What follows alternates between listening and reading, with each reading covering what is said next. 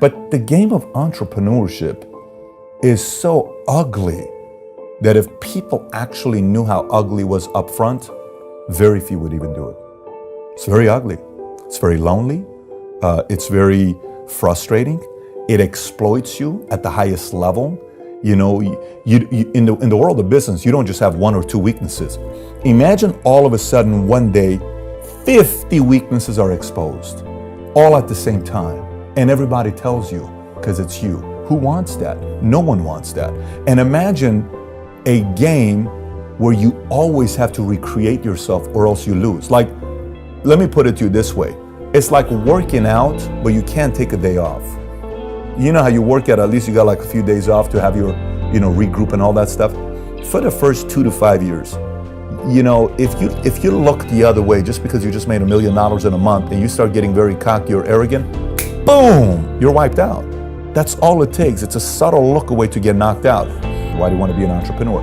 And the answer has to be very crystal clear. It's not just because, don't let the lifestyle fool you. I mean, it takes a lot of work. And you have to ask yourself the question, are you really willing to go through it? If yes, Chris, here's the one thing I do advise to, Brian, to everybody. I think everybody ought to run a part-time business.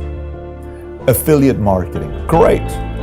Sell products on the side, garage, whatever it is, get your real estate license, sell real estate on the side, get an insurance license, sell insurance on the side, and maintain your job. And put 10 or 15 hours into it. I think everybody ought to do it and can do it. Everybody.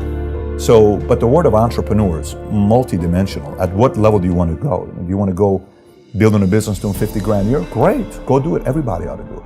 Do you want to build a business doing $1 million a year? Well, maybe not everybody can. You can build $1 million a year business. 10 million is the interesting number because very few get to the 10 million. 1 of 5, a lot of people get stuck to 1 of 5. 10 is, difficult. Then from 10, do you want to do $100 million a year? Do you want to get to $1 billion? I mean, the game changes at that point, right? But the more clear you are on your outcome of everything you do in life, kids, wife, business, career, friendship, spiritual, exercise, the more clear those outcomes are, the more fluid the action is going to be taken because you know why you're doing it. And so, yes, I think today social media fools the reality of being an entrepreneur. A lot of these books, self-help books that you read and say, oh, you got to do this and you got to do this and you got to do that. They don't touch on the ugly part of running a business. Now, set the ugly part aside. The one part that outweighs being willing to tolerate all this pain is the fact that choices matters to you. If you're driven by choices, if you're driven by control, if you're driven by, being able to choose the kind of a life you want to live, that reward is so much higher than the pain you're going to have to put up, that you're willing to put up with the pain because you want this. Because what's the flip side? Here's the flip side. My 3 kids go to the same private school together. It's very expensive. Okay, you live in a decent community. You have a house with elevators and privacy. You can have security, you can have nicer insurance, nicer protection, better advisors, better counselors, better money managers, better attorneys, better CPAs, better protection, all of that stuff. The choices, better places to go, people that you can associate with that are at your same level, if not higher than you, more things that you can have as choice. I'm not talking necessarily material things, choices. So if the choices and the control is that big of a motivation for you, you're going to be able to put up with the pain. But if the pain's too much for you and this doesn't really matter, you'll eventually go back to having a job. Think about how many people started a podcast and they had potential, but they stopped. Think about it. Think about how much work it takes to run a podcast, okay? You have a wife, you have a kid, you have a business, you have all these other things.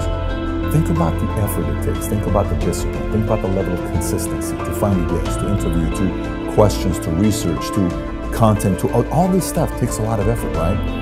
But you're doing it. It's very obvious you're enjoying it and it matters to you. And that's why you're effective. You see some people that it doesn't matter to them. They're winging it. So that's the differentiator between an amateur and a pro. A pro's trying to figure out a way to be prolific because it matters to them. Because if it does, the world better get out of your way because you're going to get what you want at whatever level you want.